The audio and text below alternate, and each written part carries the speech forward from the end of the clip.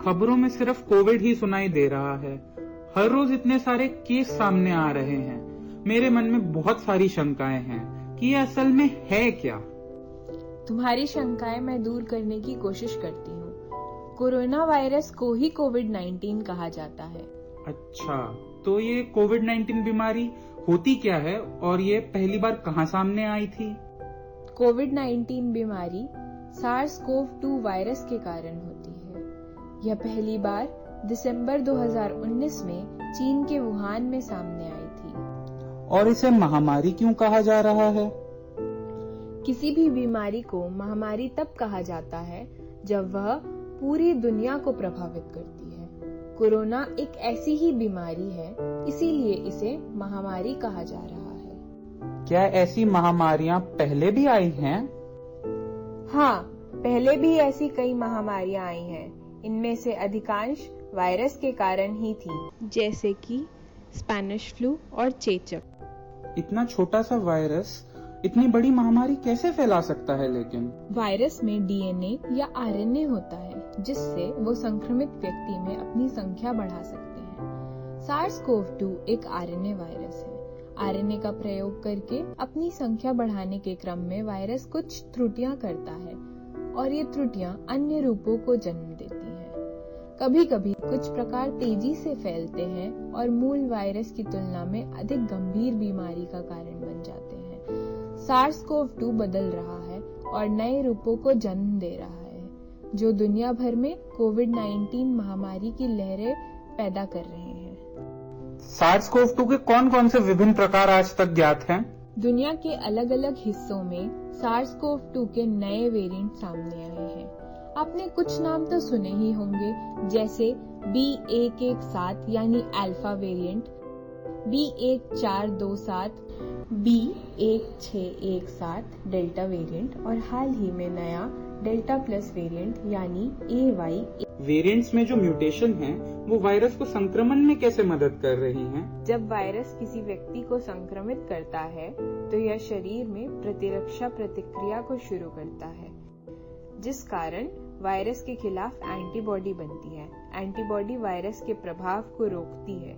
Mutation से virus के नए रूप बनते हैं, जिससे प्रतिरक्षा प्रतिक्रिया को शुरू होने में देरी होती है।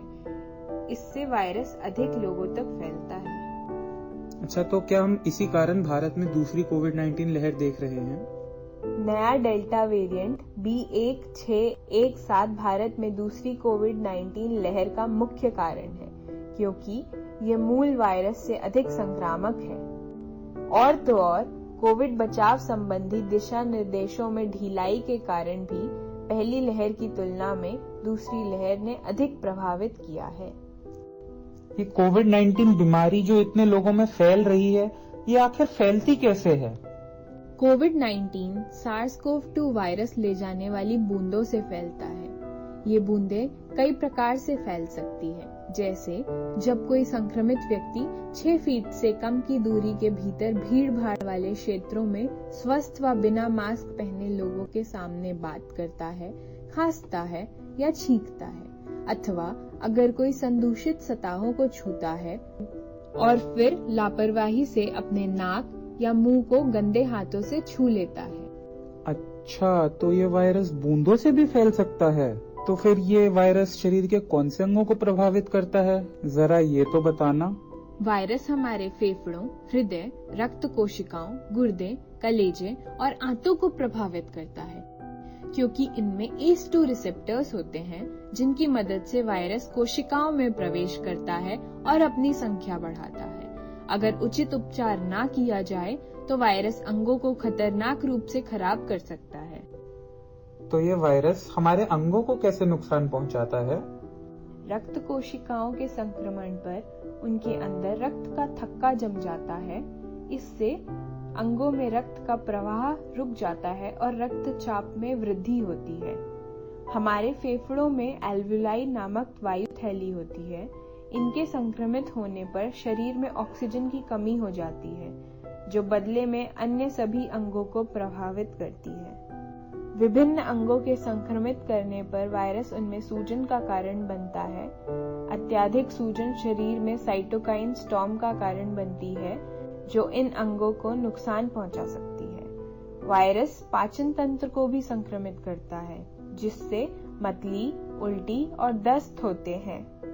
मस्तिष्क में संक्रमण से मानसिक भ्रम, दौरे और स्ट्रोक जैसे लक्षण हो सकते हैं। अच्छा, मुझे तो पता ही नहीं था कि ये वायरस हमारे इतने सारे अंगों को प्रभावित करता है। इनमें से कोई ऐसा भी है जिस पर वायरस के संक्रमण का अधिक प्रभाव होता है? फेफड़े सबसे ज्यादा प्रभावित होते हैं, क्योंकि उनमें बड़ी संख्या में ACE2 रिसेप्टर्स होते हैं, जो फेफड़ों की कोशिकाओं में प्रवेश करने वाले वायरस की संख्या को बढ़ाते हैं। वायरस नाक और श्वास नली के माध्यम से फेफड़ों में एल्वुलाई तक पहुंचता है। गंभीर संक्रमण के मामले में फेफड़ों के घाव के साथ व्यापक फेफड़े की क्षति होती है। यह फेफड़े के एक्सरे पर भी दिखाई दे सकती है। अच्छा, तो फेफड़ों पर और क्या असर पड़ता है? प्रतिरक्षा प्रणाली प्रोटीन युक्त द्रव को वायुकोशीय स्थानों में ले जाकर एल्वुलाई को संक्रमित करने वाले SARS-CoV-2 वायरस से लड़ती है। इससे वायुकोशीय स्थान बहुत सारी मृत कोशिकाओं और बलगम से भर जाते हैं। यह एल्वुलाई को रक्त में ऑक्सीजन पहुंचाने और उसमें से कार्बन डाइऑक्साइड निकालने में असमर्थ बनाता है। इससे रक्त में खतरनाक रूप से ऑक्सीजन का स्तर कम हो जाता है, एक ऐसी स्थिति जिसे हाइपोक्सीमिया कहा जाता है। यह अक्सर उन कोविड रोगियों में देखा जाता है जिन्हें ऑक्सीजन और वेंटिलेटर समर्थन की आवश्यकता होती है। क्या कोविड-19 संक्रमण सभी आयु वर्ग के लोगों को प्रभावित करता है? हाँ, SARS-CoV-2 वायरस सभी आयु वर्ग के लोगों को प्रभावित करता है। 60 वर्ष से अधिक आयु के लोग अक्सर मधुमेह, उच्च रक्तचाप, फेफड़ों के संक्रमण और कैंसर जैसी अन्य बीमारियों से पीड़ित होते हैं। उनकी प्रतिरक्षा प्रणाली कमजोर होती है, जिससे उनके कोविड-19 संक्रमण से गंभीर रूप से प्रभावित होने की संभावना बढ़ जाती है।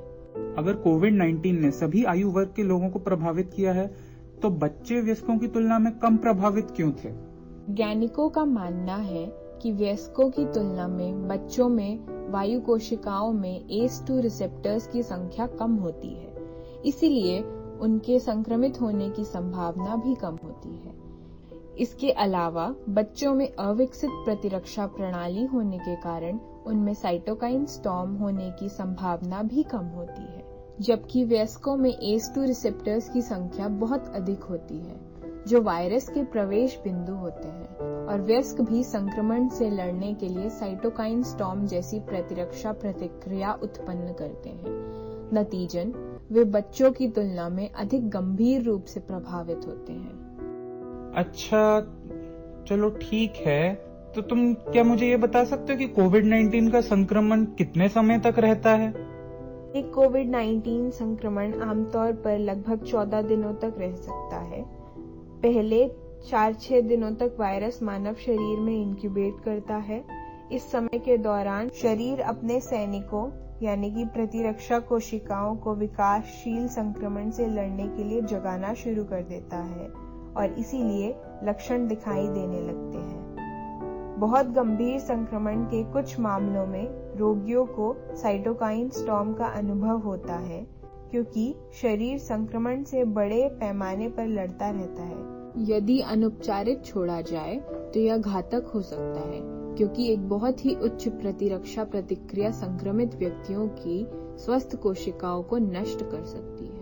अधिकांश लोग जो बिना किसी गंभीर लक्षणों के 14 दिन तक पहुंचते हैं, उनके ठीक होने की संभावना है और RT-PCR द्वारा नकारात्मक परीक्षण के 3 दिन बाद अलगाव से बाहर आ सकते हैं। हालांकि कुछ रोगियों में संक्रमण 14 दिनों से अधिक समय तक रह सकता है और कुछ मामलों में लॉन्ग कोविड जैसी परिस्थितियां और कई जटिलताएं भी पैदा हो सकती हैं। ये ठीक होने के बाद कई महीनों तक रहती है। लक्षणों में खांसी, सांस फूलना, थकान, शरीर में दर्द, बुखार आना और सिर दर्द है। सेकेंडरी फंगल इन्फेक्शन भी इसका एक लक्षण है।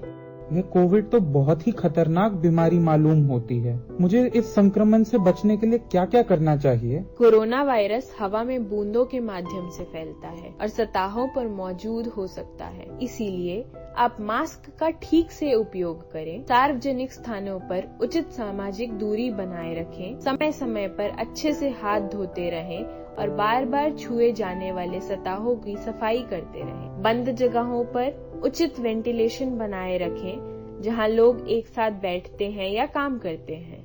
सबसे महत्वपूर्ण बात, कोविड-19 के खिलाफ वैक्सीन या टीका जरूर लगवाएं। तुम कह तो रही हो कि टीका लगवाना चाहिए, पर ये टीकाकरण हमें वायरस से कैसे बचाएगा?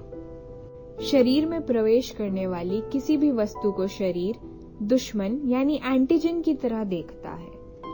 प्रतिरक्षा प्रणाली फिर अपने हथियारों से लैस प्रतिरक्षा कोशिकाओं यानी सिपाहियों को उनसे लड़ने के लिए भेजती है। एंटीजन से लड़ने के बाद कुछ प्रतिरक्षा कोशिकाएं मेमोरी कोशिकाओं में परिवर्तित हो जाती हैं तथा भविष्य में होने वाले संक्रमण में एंटीबॉडी बनाती हैं। हमें संक्रमण से जल्द उभरने की सहायता भी करती है। वैक्सीन एक दूत की तरह वायरस संबंधी जानकारी शरीर को पहुंचाता है, जिससे शरीर उसके खिलाफ मेमोरी कोशिकाएं तैयार कर लेता है। यह दूत 3 प्रकार के हो सकते हैं। पहला, संपूर्ण वायरस, जिसे अत्यधिक तापमान और रसायनों के द्वारा निष्क्रिय किया जाता है। इसमें कोवैक्सीन आती है। दूसरा, वायरस का कुछ भाग जो संक्रमण करने में अक्षम होता है, जैसे कि कोविशील्ड। अंत में वायरस का अनुवांशिक द्रव्य, उदाहरण के तौर पे फाइजर या मॉडर्ना वैक्सीन। स्पुतनिक पहले और तीसरे दूतों के मेल से बना हुआ है। अच्छा, तो मुझे कौन सी वैक्सीन लेनी चाहिए? भारत सरकार ने अब तक 3 वैक्सीन को मंजूरी दी है, कोविशील्ड, कोवैक्सीन और स्पुतनिक। तीनों सुरक्षित और कारगर हैं। आप कोविन ऐप पर पंजीकरण कराएं और उपलब्धता के अनुसार स्वास्थ्य केंद्र पर टीकाकरण जरूर कराएं। अच्छा, यह सब तो ठीक है, पर मुझे पता कैसे चलेगा कि मैं कोरोना वायरस से संक्रमित हूँ? एक व्यक्ति को खांसी, बलगम, गंध का अनुभव न होना, सांस लेने में तकलीफ होना, बुखार, मांसपेशियों और जोड़ों में दर्द, सिर दर्द, थकान, पेट दर्द, उल्टी और दस्त जैसे लक्षणों का अनुभव हो सकता है। यह संभव है कि यदि कोई व्यक्ति संक्रमित हो लेकिन उसमें कोई लक्षण न हो, यानी वह एसिम्प्टोमेटिक। यदि आप किसी भी लक्षण का अनुभव करते हैं तो आप तुरंत जांच करवाएं। मुझे कैसे पता चलेगा कि मुझे कोरोना वायरस संक्रमण है या मामूली सर्दी खांसी जुकाम ही है? कोरोना वायरस संक्रमण और सामान्य सर्दी में समान लक्षण ही होते हैं, इसीलिए डॉक्टर का परामर्श लेना अनिवार्य है। उनकी ही सलाह पर RT-PCR जांच करवाएं। जब तक जांच किए गए व्यक्ति की रिपोर्ट न मिले, तब तक उसे एकांत में या आइसोलेशन में ही रखें। मैंने सुना है रैपिड एंटीजन टेस्ट तो RT-PCR से कम समय लेता है, तो फिर भी मुझे RT-PCR टेस्ट ही क्यों करवाना चाहिए? RT-PCR में बेशक अधिक समय लगता है, पर यह बीमारी की गंभीरता के बारे में बताता है और व्यक्ति की संक्रमित होने की पुष्टि करता है। हालांकि रैपिड एंटीजन टेस्ट में कम समय लगता है, किंतु यह केवल संक्रमण की उपस्थिति या अनुपस्थिति के बारे में बताता है, बीमारी की गंभीरता के बारे में नहीं। तो रैपिड एंटीबॉडी टेस्ट और रैपिड एंटीजन टेस्ट में क्या अंतर है फिर? रैपिड एंटीबॉडी परीक्षण तत्कालीन संक्रमण का संकेत देता है, क्योंकि यह वायरस के खिलाफ शरीर में बनाई गई एंटीबॉडी की पुष्टि करता है, जबकि रैपिड एंटीजन टेस्ट वर्तमान संक्रमण यानी शरीर में वायरस के होने की पुष्टि करता है। मैंने तो सुना है लोग CT स्कैन भी करवा रहे हैं, तो ये कब करवाना चाहिए? जब RT-PCR टेस्ट का मान 25 से कम हो और व्यक्ति को सांस लेने में तकलीफ होने लगे, तो डॉक्टर फेफड़ों की CT स्कैन की सलाह देते हैं। डॉक्टर के परामर्श पर ही CT स्कैन करवाना चाहिए, क्योंकि CT स्कैन के दौरान प्रयोग किए जाने वाली किरणों से शरीर पर दुष्प्रभाव पड़ सकता है। इस CT स्कैन से क्या पता चलता है? CT स्कैन से फेफड़ों पर संक्रमण से पड़े प्रभाव की गंभीरता का पता चलता है। अगर मेरा कोविड-19 टेस्ट पॉजिटिव आता है तो मुझे क्या करना होगा? अगर ऐसा होता है तो डॉक्टर की सलाह लेनी चाहिए। परीक्षणों के परिणामों और लक्षणों के आधार पर डॉक्टर बीमारी की गंभीरता का आंकलन करेंगे और सलाह देंगे कि व्यक्ति को होम आइसोलेशन में रहना चाहिए या अस्पताल में भर्ती होने की आवश्यकता है। काफी मामलों में तो डॉक्टर के परामर्श का पालन करने मात्र से ही होम आइसोलेशन में मरीज ठीक हो जाते हैं। ICMR के दिशा निर्देशों के अनुसार डॉक्टर हल्के लक्षणों वाले मरीजों को होम आइसोलेशन में रहकर इलाज की सलाह देते हैं, जबकि मध्यम लक्षण वाले मरीजों को अस्पताल में भर्ती होने की सलाह दी जा सकती है। यदि लक्षण गंभीर है तो रोगी को ICU वार्ड में भर्ती होने की आवश्यकता पड़ सकती है। क्या मैं कोरोना वायरस संक्रमण के इलाज के लिए कुछ दवा ले सकता हूँ? नहीं, आपको अपने डॉक्टर से परामर्श किए बिना कोई भी दवा नहीं लेनी चाहिए, क्योंकि स्वयं स्टेरॉइड लेने वाले रोगियों में प्रतिरोधक क्षमता कम हो जाती है और किसी और संक्रमण, विशेष रूप से ब्लैक फंगस का खतरा बढ़ जाता है, जो कि घातक हो सकता है। मैंने सुना है कि होम आइसोलेशन में मरीज ऑक्सीजन सिलेंडर का उपयोग करते हैं। इसकी उपयोग की आवश्यकता कब पड़ती है? होम आइसोलेशन के दौरान यदि आपको सांस लेने में तकलीफ हो या रक्त में ऑक्सीजन का स्तर कम हो तो आप ऑक्सीजन सिलेंडर का उपयोग कर सकते हैं। इसके सही उपयोग की प्रक्रिया स्क्रीन पर क्रमानुसार समझाई गई है और आप इसका उपयोग डॉक्टर के परामर्श पर ही करें। तो तुमने मुझे ये सब तो बता दिया, लेकिन मेरे पास और भी सवाल हैं। तुम्हारे इन सवालों का जवाब देने के लिए हमारे बीच हमारे निर्देशक महोदय और दुनिया के जाने माने वायरोलॉजिस्ट प्रोफेसर सुधांशु भरती हैं। आप उनसे पूछ सकते हैं ये सब। ओके, सर, तो मुझे ये आजकल सुनने में आ रहा है कि कोविड संक्रमण अभी तो खत्म हो रहा है, लेकिन उसकी तीसरी वेव भी आने वाली है। इसके बारे में सर आप कुछ बता पाएंगे? तीसरी वेव आने की पूरी संभावना है और तीसरी वेव ना आए उसके लिए एक ही उपाय है, वो ये कि हम कोविड अप्रोप्रिएट बिहेवियर फॉलो करें, मास्क लगाएं, सेफ डिस्टेंस मेंटेन करें और अपने हाथ बार बार धोते रहें। और सर, मुझे ये जानना है कि कई डॉक्टर और वैज्ञानिक ये कह रहे हैं कि मुझे अपने आप को अगर बचा के रखना है तो वैक्सीन ही लगवानी होगी। तो सर, क्या वैक्सीन लगवानी जरूरी है? बिल्कुल। Coronavirus, SARS coronavirus 2 जो कि कोविड बीमारी फैलाता है, उसके खिलाफ बहुत अच्छी वैक्सीन बन गई है। ये वैक्सीन सेफ है, एफिकेशियस है और ये वैक्सीन लगानी चाहिए। यही इस समय एक इलाज संभव है। और सर, अगले साल भी क्या मुझे सर वैक्सीन दोबारा लगवानी होगी अगर मैं आज लगवाता हूँ?